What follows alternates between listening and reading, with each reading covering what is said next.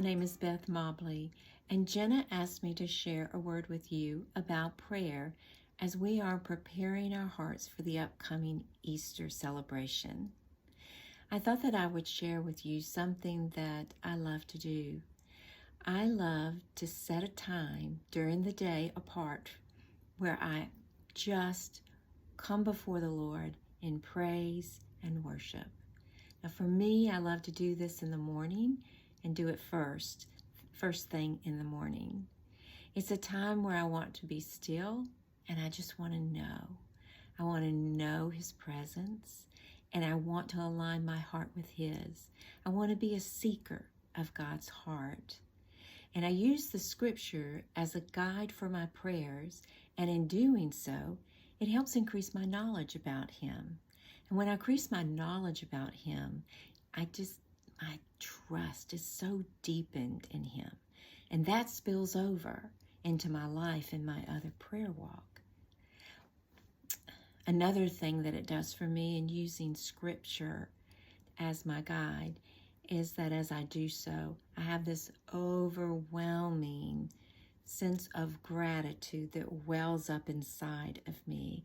I am so thankful to the Lord for who He is, how He is worked in the past, and how He is working now in my life and in the world around me.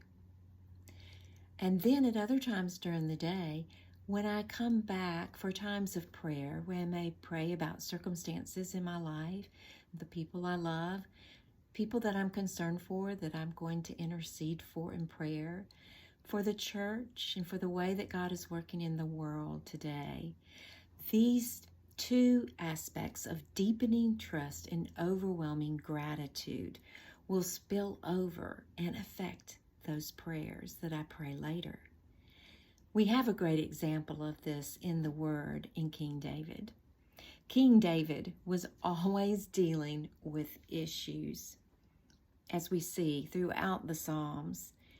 He was always in need of something from God, God's power, God's provision, God's protection, God's healing, God's wisdom, and the list goes on and on and on. David was always in need of something from the hand of God. But it's very interesting to see that in the end, David was not known as a man after God's own hand. In Acts 13, we read that David was known as a man after God's own heart. That's the example that I want to follow, to be known as a woman who is after God's own heart. He had every reason to go after the hand of God, but we see this man pursuing the heart of God, and that is what he is known for throughout the ages. If we look in Psalm 27, we will see that David himself wrote in verses 7 and 8, he said, "Hear my voice when I call, Lord. Be merciful to me and answer me. My heart says of you, seek His face. Your face, Lord, I will seek." It doesn't say that David penned that I'm going to seek your hand, God, but it says that he was going to seek God's face. So let us come first to seek the face of our God as we prepare our hearts for Easter.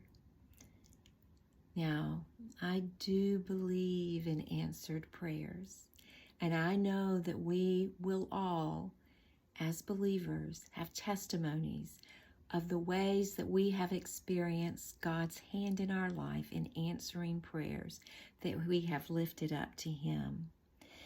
But may the greatest testimony of prayer be for us that I fell more in love with God. I sought his face, and I experienced his presence. May this be so for you as you have your prayer journey leading you to Easter. Isn't it wonderful that we are so blessed as his daughters to be able to have, through the reconciliation that Jesus attained for us on the cross, a dynamic and intimate and a personal relationship with our God. Happy Easter.